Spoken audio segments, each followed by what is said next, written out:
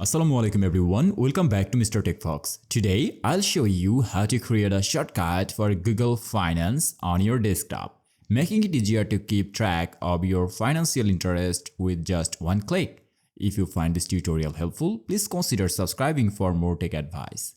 Alright, first of all, open your Chrome browser. So I'm gonna open the Google Chrome browser from my desktop. And after that, you have to type on the address bar finance.google.com. So here you can see that finance.google.com. Press on enter. And after that, you will see the interface of Google Finance.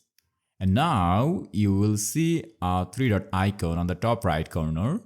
Normally you have to click on that and you will see some options here. Normally hover over cast, save and share. And here you will get an option to choose create shortcut. Normally click on that. And here you can give it a custom name or you can give it as same. Okay. So normally click on create button and it will create a shortcut on your desktop of Google Finance. And if you visit your desktop, you will see an option to visit Google Finance from your Chrome browser.